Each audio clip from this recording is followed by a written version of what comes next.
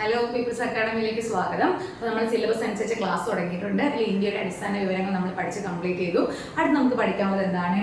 ഊർജ്ജ മേഖലയിലെ പുരോഗതി, അതുപോലെ ഗതാഗത വാർത്താവിനിമയ രംഗത്തെ പുരോഗതി. ഈ ഒരു ടോപ്പിക്കാണ്. അതിൽ നമ്മൾ ഇന്നത്തെ ക്ലാസ്സിൽ പഠിക്കുന്നത് ഏതാണ്? ഊർജ്ജ മേഖലയിലെ പുരോഗതിയാണ് നമ്മൾ ഇന്ന് പഠിക്കാൻ പോകുന്നത്. ഊർജ്ജ മേഖലയിലെ പുരോഗതി എന്ന് പറയുമ്പോഴത്തേക്ക് നമ്മളിവിടെ കുറച്ച് സയൻസിൽ നമ്മൾ പഠിച്ച കാര്യങ്ങൾ നമ്മൾ കുറച്ച് ഇങ്ങോട്ടേക്ക് അപ്ലൈ ചെയ്യും കേട്ടോ. അതിൽ പ്രധാനപ്പെട്ട ഊർജ്ജ സ്രോതസ്സുകൾ ഏതൊക്കെയാണ്?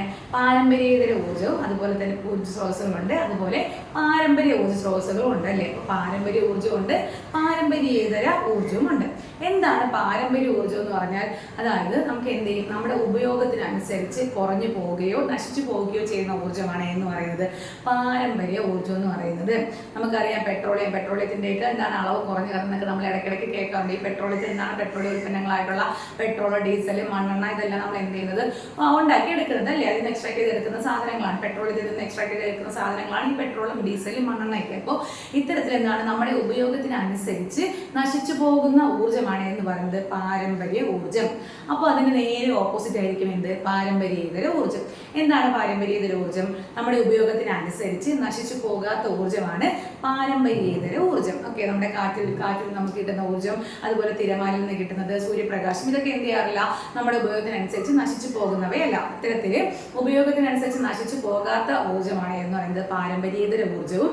എന്നാൽ നമ്മുടെ ഉപയോഗത്തിനനുസരിച്ച് കുറഞ്ഞു പോവുകയോ നശിച്ചു പോവുകയോ ചെയ്യുന്ന ഊർജ്ജമാണ് പാരമ്പര്യ ഊർജ്ജം എന്നും പറയുന്നത്.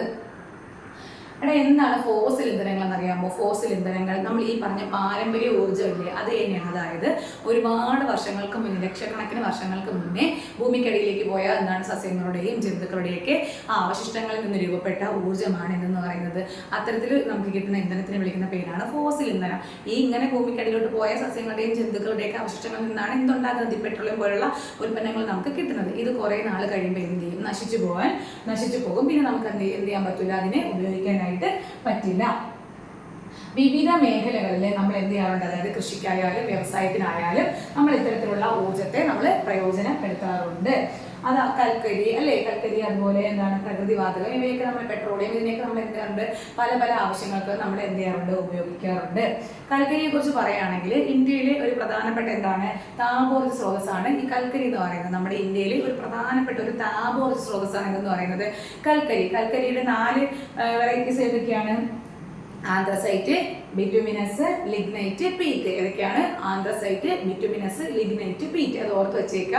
അതിൽ നമ്മുടെ ഇന്ത്യയിൽ നമ്മൾ കൂടുതലായിട്ടും നമ്മുടെ മുഖ്യ ഒരു താപോർജ്ജ സ്രോതസ്സായിട്ട് ഉപയോഗിക്കുന്ന ഏതിനെയാണെന്ന് ചോദിച്ചാൽ ഏതിനെയാണ്?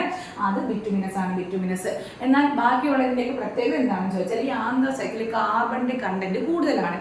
അടുത്ത ബിറ്റുമിനസിലോട്ട് വരുമ്പം ആന്ത്രസൈറ്റിനെ അപേക്ഷിച്ച് കാർബണിന്റെ കണ്ടന്റ് എങ്ങനെയാണ്? അത് കുറവാണ് കേട്ടോ. അപ്പോൾ നമ്മൾ പ്രധാനമായിട്ടും ഇന്ത്യയിൽ ഒരു മുഖ്യ താപോർജ്ജ സ്രോതസ്സായിട്ട് ഉപയോഗിക്കുന്ന ഏതാണെന്ന് ചോദിച്ചാൽ കൽക്കരിയുടെ ഏതാണ്? അത് ബിറ്റുമിനസിനെയാണ് നമ്മൾ കൂടുതലായിട്ടും ഇവിടെ ഉൽപ്പാദിപ്പിക്കുന്നത്.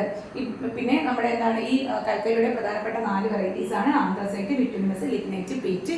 ഇതിങ്ങനെ എന്താണ് വരുന്നതിനനുസരിച്ച്, അതായത് ആന്ത്രസൈറ്റിലെ കാർബൺ കണ്ടന്റ് കൂടുതലായിരിക്കും, ബിറ്റുമിനസിൽ ആന്ത്രസൈറ്റിനെ അപേക്ഷിച്ച് കുറവായിരിക്കും. അങ്ങനെ വരുമ്പോഴത്തേക്കും പീറ്റിൽ കാർബണിന്റെ അംശം വളരെ കുറവായിരിക്കും കേട്ടോ. എന്നാൽ നമ്മൾ എന്ത് ചെയ്യാറുണ്ട്? നമ്മൾ പറഞ്ഞു നമ്മളിവിടെ എന്താണ് ഉപയോഗിക്കുന്നത്? ബിറ്റുമിനസ് ആണ് നമ്മളിവിടെ കൂടുതലായിട്ടും ഉൽപ്പാദിപ്പിക്കുന്നതെന്ന് പറഞ്ഞു. പക്ഷെ നമുക്കിവിടെ ബിറ്റുമിനസ് മാത്രം വെച്ച് നമ്മുടെ വ്യവസായ ആവശ്യങ്ങൾ നമുക്ക് നിറവേറ്റാനായിട്ട് പറ്റില്ല. അപ്പോൾ നമുക്ക് ആവശ്യമായിട്ടുള്ള ബാക്കി കൽക്കരി നമ്മൾ എന്ത് ചെയ്യാറുണ്ട്? മറ്റുള്ള സംസ്ഥാനങ്ങൾ, മറ്റുള്ള രാജ്യങ്ങളിൽ നിന്ന് നമ്മൾ ഇറക്കുമതി ചെയ്ത് ഉപയോഗിക്കാറുണ്ട്. ഊർജ്ജ സ്രോതസ് നമുക്ക് ഇതൊക്കെയാണ് നമുക്ക് പഠിക്കാനുള്ളത്. ഇല്ലെങ്കിൽ കണ്ടതിലോട്ട് വരുമ്പോൾ ക്വസ്റ്റ്യൻസിലോട്ട് വരുമ്പോൾ നിങ്ങൾക്കത് മനസ്സിലാവും കേട്ടോ. അപ്പോൾ നമ്മുടെ കൽക്കരിയെ കുറിച്ച് പറയുകയാണെങ്കിൽ ഇന്ത്യയിലെ ഏറ്റവും വലിയ കൽക്കരിപ്പാടം ഏതാണ്?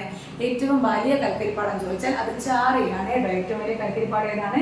ചാറിയ. ആ സംസ്ഥാനം പഠിക്കാൻ എളുപ്പമാണ്, ജാർഖണ്ഡ്. ഓക്കെ, അപ്പോൾ ഇന്ത്യയിലെ ഏറ്റവും വലിയ കൽക്കരിപ്പാടം ഏതാണ്? അത് ചാറിയാണ്. ചാറി എവിടെയാണ്? ജാർഖണ്ഡിലാണ്. അതുപോലെ ആദ്യത്തെ കൽക്കരിപ്പാടം ചോദിച്ചാലോ അത് റാണിഗഞ്ചാണ് കേട്ടോ. ആദ്യത്തെ കൽക്കരിപ്പാടം ഏതാണ്? റാണിഗഞ്ച്. അത് എവിടെയാണ്? അത് വെസ്റ്റ് ബംഗാളിലാണ്, പശ്ചിമ ബംഗാളിലാണ് റാണിഗഞ്ച്. അപ്പോൾ നമ്മൾ കൽക്കരിയെ കുറിച്ച് പറഞ്ഞപ്പോഴത്തേക്ക് നമ്മുടെ ഇന്ത്യയിലെ ഒരു പ്രധാനപ്പെട്ട താപോർജ്ജ സ്രോതസ്സാണ് ഈ കൽക്കരി. നമുക്കറിയാം ഇന്ത്യയിൽ കൂടുതലായിട്ട് ഉൽപ്പാദിപ്പിക്കുന്ന കൽക്കരിയുടെ ഏത് വെറൈറ്റി ആണെന്ന് ചോദിച്ചാൽ ബിറ്റുമിനസ് ആണ്. എന്നാൽ മറ്റുള്ള നമ്മുടെ ആവശ്യങ്ങൾക്ക് വേണ്ടിയിട്ട്, വ്യാവസായിക ആവശ്യങ്ങൾക്ക് വേണ്ടിയിട്ട് മറ്റു രാജ്യങ്ങളിൽ നിന്ന് നമ്മൾ കൽക്കരി എന്ത് ചെയ്യാറുണ്ട്? ഇറക്കുമതി ചെയ്യാറുണ്ട്. ഇന്ത്യയിലെ ഏറ്റവും വലിയ കൽക്കരിപ്പാടം ചോദിച്ചാൽ അത് ഝാറിയാണ്. ഝാറി എവിടെയാണ്? ജാർഖണ്ഡിലാണ്. എന്നാൽ ഇന്ത്യയിലെ ആദ്യത്തെ കൽക്കരിപ്പാടം ഏതാണ്? അതാണ് റാണിഗഞ്ച്. റാണിഗഞ്ച് എവിടെയാണ്? അത് വെസ്റ്റ് ബംഗാളിലാണ്. ഇനി നോക്കിയോ, നമ്മുടെ റോഡ്, റെയില്, അതുപോലെ വ്യോമം, അത്തരത്തിൽ റോഡ്, റെയില്, വ്യോമ ഗതാഗതത്തിന് നമ്മൾ കൂടുതലായിട്ട് ഉപയോഗിക്കുന്ന ആളാരാണ്? അത് പെട്രോളിയം ആണ് അല്ലേ. നമ്മുടെ റോഡ്, നമ്മുടെ വാഹനങ്ങൾ ഓടണമെങ്കിൽ നമുക്ക് എന്ത് വേണം? പെട്രോൾ വേണം അല്ലേ. പെട്രോളിയം ഉൽപ്പന്നങ്ങൾ, ഡീസലോ പെട്രോളോ ഒക്കെ നമുക്ക് വേണം. അതുപോലെ റോഡായാലും റെയിലായാലും വ്യോമ ഗതാഗതത്തിനായാലും നമ്മൾ ഏറ്റവും കൂടുതൽ ഉപയോഗിക്കുന്ന ആരെയാണ്? അത് പെട്രോളിയം ഉൽപ്പന്നങ്ങളാണ് നമ്മൾ കൂടുതലായിട്ട് ഉപയോഗിക്കുന്നത്. ഇന്ത്യയിലെ അല്ലെങ്കിൽ ഏഷ്യയിലെ തന്നെ ആദ്യത്തെ പെട്രോളിയം ഖനനം എവിടെയാണെന്ന് ചോദിച്ചാൽ എവിടെയാണ്? അത് ആസാമിലെ ദിഗ്ബോയിലാണ് കേട്ടോ. അപ്പോൾ ഇന്ത്യയിലെ അല്ലെങ്കിൽ ഏഷ്യയിലെ തന്നെ ആദ്യത്തെ പെട്രോളിയം ഖനനം നടന്നത് എവിടെയാണെന്ന് ചോദിച്ചാൽ എവിടെയാണ്? ദിഗ്ബോയ്. നിങ്ങൾ കേട്ടിട്ടുണ്ടായിരിക്കും. ഈ ദിഗ്ബോയ് ഏത് സംസ്ഥാനത്താണ്? ആസാമിലാണ്. ആസാമിലെ ദിഗ്ബോയ് ആണ്.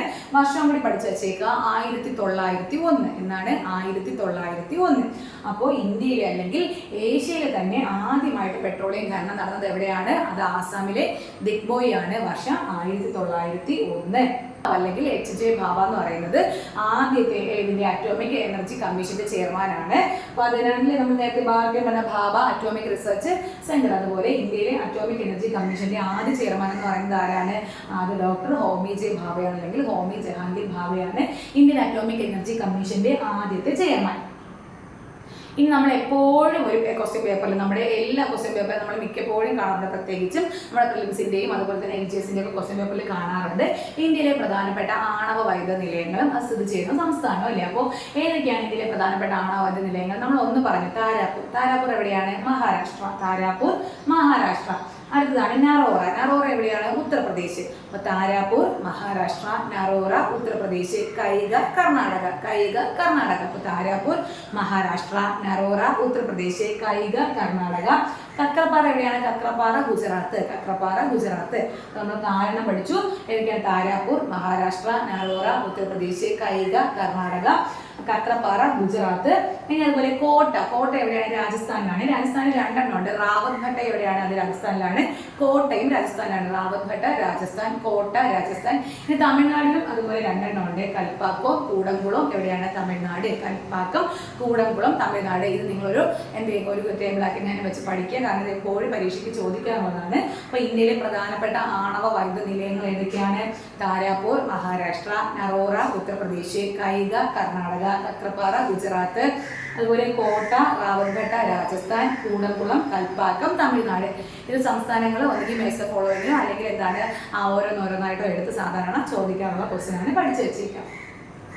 ഇനി താപവൈദ്യുതിയെ കുറിച്ച് പറയുകയാണെങ്കിൽ ഏറ്റവും കൂടുതൽ താപവൈദ്യുതി ഉൽപ്പാദിപ്പിക്കുന്നത് എവിടെയാണെന്ന് ചോദിച്ചാൽ എവിടെയാണ്? അത് മഹാരാഷ്ട്രയിലാണ് കേട്ടോ. ഇപ്പോൾ ഏറ്റവും കൂടുതൽ താപവൈദ്യുതി ഉൽപ്പാദിപ്പിക്കുന്നത് എവിടെയാണ്? മഹാരാഷ്ട്രയിലാണ് ഏറ്റവും കൂടുതൽ താപവൈദ്യുതി ഉൽപ്പാദിപ്പിക്കുന്നത്. ഇനി ഏറ്റവും വലിയ താപവൈദ്യുത നിലയം എവിടെയാണെന്ന് ചോദിച്ചാൽ എവിടെയാണ്? അത് വിന്ധ്യാചൽ മധ്യപ്രദേശാണ്. അപ്പോൾ ഏറ്റവും കൂടുതൽ താപവൈദ്യുതി ഉൽപ്പാദിപ്പിക്കുന്നത് എവിടെയാണ്? അത് മഹാരാഷ്ട്രയിലാണ്. ഇനി ഏറ്റവും വലിയ താപവൈദ്യുത നിലയം സ്ഥിതി ചെയ്യുന്നത് എവിടെയാണ്? അത് വിന്ധ്യാചലാണ്. വിന്ധ്യാചൽ എവിടെയാണ്? മധ്യപ്രദേശിലാണ്. ഏറ്റവും വലിയ താപവൈദ്യുത നിലയം സ്ഥിതി ചെയ്യുന്നത് എവിടെയാണ്? വിന്ധ്യാചൽ മധ്യപ്രദേശ്. വിന്ധ്യാചൽ മധ്യപ്രദേശിലാണ് സ്ഥിതി ചെയ്യുന്നത്. ഏറ്റവും വലിയ വൈദ്യുത ഉൽപാദന കമ്പനി ചോദിച്ചാൽ NTPC ആണ്. ഏറ്റവും വലിയ വൈദ്യുത ഉൽപാദന കമ്പനി ചോദിച്ചാൽ ഏതാണ്? അത് NTPC ആണ്. NTPC എന്നാണ് നിലവിൽ വന്നത്? 1975 NTPC നിലവിൽ വന്നത്. ഈ NTPCയുടെ ആസ്ഥാനം ന്യൂഡൽഹിയാണ്. NTPCയുടെ ആസ്ഥാനം ന്യൂഡൽഹിയാണ്. അപ്പോൾ നമ്മളിപ്പോൾ താപവൈദ്യുതിയെ കുറിച്ചാണ് പറയുന്നത്. ഏറ്റവും കൂടുതൽ താപവൈദ്യുതി ഉൽപ്പാദിപ്പിക്കുന്ന സംസ്ഥാനം ചോദിച്ചാൽ മഹാരാഷ്ട്ര. ഏറ്റവും വലിയ താപവൈദ്യുത നിലയം വിന്ധ്യാചൽ മധ്യപ്രദേശ്. ഏറ്റവും കൂടുതൽ താപം ഉൽപ്പാദിപ്പിക്കുന്ന കമ്പനി, അതായത് ഏറ്റവും കൂടുതൽ വൈദ്യുതി ഉൽപ്പാദിപ്പിക്കുന്ന കമ്പനി ചോദിച്ചാൽ ഏതാണ്? അത് NTPC ആണ്. NTPC നിലവിൽ 1975. അതിന്റെ ആസ്ഥാനം എവിടെയാണെന്ന് ചോദിച്ചാൽ എവിടെയാണ്? ന്യൂഡൽഹിയിലാണ് ആസ്ഥാനം. ഈ ഓഗസ്റ്റ് 20 രാജീവ് ഗാന്ധി അക്ഷയ ഊർജ്ജ ദിനമായിട്ട് ആഘോഷിക്കുന്നത്. ഓഗസ്റ്റ് 20 രാജീവ് ഗാന്ധി അക്ഷയ ഊർജ്ജ ദിനമായിട്ട് ആചരിക്കുന്നത്. ഓഗസ്റ്റ് 20 എന്തായിരിക്കും അപ്പോൾ പ്രത്യേകത? രാജീവ് ഗാന്ധിയുടെ ബർത്ത്ഡേ ആയിട്ടുള്ള ഓഗസ്റ്റ് 20 രാജീവ് ഗാന്ധി അക്ഷയ ഊർജ്ജ ദിനമായിട്ട് ആഘോഷിക്കുന്നത്. ഇനി പ്രധാനപ്പെട്ട താപവൈദ്യുത നിലയങ്ങൾ നോക്കുകയാണെങ്കിൽ പരീക്ഷയ്ക്ക് ചോദിക്കാറുള്ളതാണ്. മുന്ദ്ര. മുന്ദ്ര എവിടെയാണ്? ഗുജറാത്തിലാണ്. പ്രധാനപ്പെട്ട താപവൈദ്യുത നിലയങ്ങളിൽ ഒന്നാണ് മുന്ദ്ര. മുന്ദ്ര എവിടെയാണ്? ഗുജറാത്തിലാണ്. അതുപോലെ ദുർഗാപൂർ. ദുർഗാപൂർ എവിടെയാണ്? പശ്ചിമ ബംഗാളിലാണ്. ദുർഗാപൂർ പശ്ചിമ ബംഗാൾ. മുന്ദ്ര ഗുജറാത്ത്, ദുർഗാപൂർ പശ്ചിമ ബംഗാൾ. അതുപോലെ റിഹാന്ത്. റിഹാന്ത് ഉത്തർപ്രദേശ്. റിഹാന്ത് എവിടെയാണ്? ഉത്തർപ്രദേശ്. അപ്പോൾ പ്രധാനപ്പെട്ട താപവൈദ്യുത നിലയങ്ങളാണ് മുന്ദ്ര ഗുജറാത്ത്, അതുപോലെ ദുർഗാപൂർ വെസ്റ്റ് ബംഗാൾ അല്ലെങ്കിൽ പശ്ചിമ ബംഗാൾ, റിഹാന്ത് എവിടെയാണ്? ഉത്തർപ്രദേശ്. റിഹാന്ത് ഉത്തർപ്രദേശ്. അപ്പോൾ നമ്മൾ ഇത്രയും പഠിക്കുന്ന സമയത്ത് ഇന്ത്യയുടെ പ്രധാനപ്പെട്ട ഏതാണ് ആണവ പരീക്ഷണങ്ങളും കൂടി നമ്മൾ പഠിക്കേണ്ടതുണ്ട്. ഇന്ത്യയുടെ ആദ്യത്തെ ആണവ പരീക്ഷണം നടന്നത് എന്നാണ്? 1974 മെയ് 18 എവിടെയാണ് നടന്നത്? രാജസ്ഥാനിലെ പൊക്രാനിലാണ്. അപ്പോൾ ഇന്ത്യയുടെ ആദ്യത്തെ ആണവ പരീക്ഷണം നടന്നത് 1974 മെയ് 18 രാജസ്ഥാനിലെ പൊക്രാനിലാണ് നടന്നത്. അന്നത്തെ പ്രധാനമന്ത്രി ആരായിരുന്നു ചോദിച്ചാൽ ആരാണ്? ഇന്ദിരാഗാന്ധി ആയിരുന്നു അന്നത്തെ പ്രധാനമന്ത്രി. ഇനി ഇതിന് നമ്മൾ ഒരു രഹസ്യ നാമം കൊടുത്തിട്ടുണ്ടായിരുന്നു. എന്താണ്? ബുദ്ധൻ ചിരിക്കുന്നു എന്ന് പറഞ്ഞിട്ട് നമ്മളൊരു രഹസ്യനാമത്തിൽ ഈ ഒന്നാം ആണവ പരീക്ഷണത്തെ അറിയപ്പെട്ടിരുന്നുണ്ടായിരുന്നു. അടുത്ത രണ്ടാമത്തെ നമ്മുടെ ആണവ പരീക്ഷണം നടന്നത് 1998 മെയ്യിൽ തന്നെയാണ്. മെയ് 13 അന്നത്തെ പ്രധാനമന്ത്രി ചോദിച്ച എ.ബി. വാജ്പേയി ആണ്. അതിന് നമ്മൾ കൊടുത്ത രഹസ്യനാമമാണ് ഓപ്പറേഷൻ ശക്തി. ഓപ്പറേഷൻ ശക്തി അല്ലെങ്കിൽ ബുദ്ധൻ വീണ്ടും ചിരിക്കുന്നു എന്ന് പറയുന്നത് ഏതിനെയാണ്? ഇന്ത്യയുടെ രണ്ടാമത്തെ ആണവ പരീക്ഷണത്തെയാണ്. അപ്പോൾ ഇന്ത്യയിൽ പ്രധാനമായിട്ട് 2 ആണവ പരീക്ഷണങ്ങളാണ് നടന്നത്. ഒന്ന് 1974 മെയ് 18 രാജസ്ഥാനിലെ പൊക്രാനിലാണ്. അന്നത്തെ പ്രധാനമന്ത്രി ഇന്ദിരാഗാന്ധിയാണ്. ബുദ്ധൻ ചിരിക്കുന്നു എന്ന രഹസ്യനാമത്തിലാണ് ഇത് അറിയപ്പെട്ടത്. രണ്ടാമത്തെ ആണവ പരീക്ഷണം 1998 മെയ് 13 നടക്കുന്നുണ്ട്. അത് രാജസ്ഥാനിൽ തന്നെയാണ്. ഇനി അന്നത്തെ പ്രധാനമന്ത്രിയാണെങ്കിൽ എ.ബി. വാജ്പേയി ആണ്. അതിന് കൊടുത്ത രഹസ്യനാമമാണ് ഓപ്പറേഷൻ ശക്തി അല്ലെങ്കിൽ ബുദ്ധൻ വീണ്ടും ചിരിക്കുന്നു എന്നാണ് അതിനെ അറിയപ്പെടുന്നത്. ഇത്രയാണ് പ്രധാനമായിട്ട് താപവൈദ്യുതിയിൽ നമുക്ക് പറയാനുള്ളത്. ഇനി ജലവൈദ്യുതി പറയുകയാണെങ്കിൽ ഇന്ത്യയിലെ ആദ്യത്തെ ജലവൈദ്യുത പദ്ധതി ഏതാണ്? ശിവസമുദ്രമാണ് അല്ലേ? നമ്മുടെ കേരളത്തിലെ കാര്യങ്ങളൊക്കെ പഠിച്ചിട്ടുണ്ട്.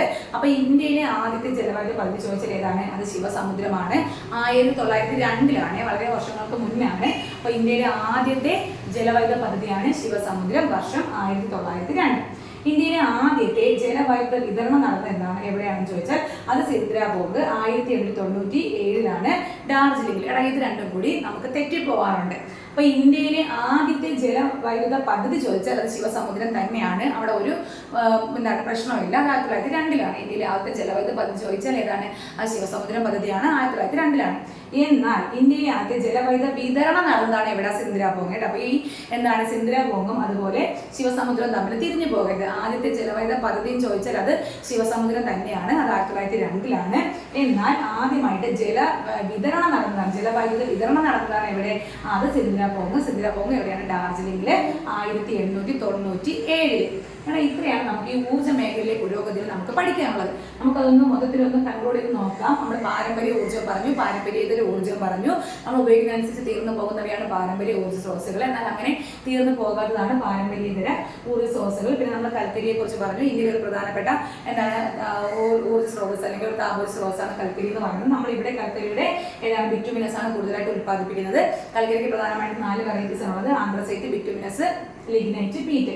വ്യവസായ ആവശ്യങ്ങൾക്ക് വേണ്ടി നമ്മൾ കൽക്കരിയുടെ മറ്റു ഇതിനെ എന്ത് ചെയ്യാറുണ്ട്? ഇങ്ങോട്ടേക്ക് ഇറക്കുമതി ചെയ്യാറുണ്ട്. ആദ്യത്തെ കൽക്കരിപ്പാടം ഏതായിരുന്നു? അത് ജാറിയാണ്, ജാർഖണ്ഡിലാണ്. ഇനി ആദ്യത്തെ ഏറ്റവും വലിയ കൽക്കരിപ്പാടമാണ് ജാർഖണ്ഡ്. ആദ്യത്തെ ചോദിച്ചാൽ ഏതാണത്? റാണിഗഞ്ച്, വെസ്റ്റ് ബംഗാളാണ്.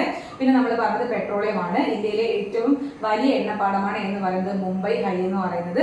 പിന്നെ ഇന്ത്യയിൽ ആദ്യമായിട്ട് പെട്രോളിയം ഖനനം നടന്നത് എവിടെയാണ്? അത് അസമിലെ ദിഗ്ബോയിലാണ് 1901. പിന്നെ നമ്മൾ പറഞ്ഞു ഇന്ത്യയിലെ യുറേനിയം, തോറിയം നമ്മൾ എന്തായാലും പ്രധാനപ്പെട്ട മറ്റ് ഇന്ധനങ്ങൾ നമ്മൾ ഉപയോഗിക്കുന്ന മറ്റ് പ്രധാനപ്പെട്ട ഇന്ധനങ്ങളാണ്.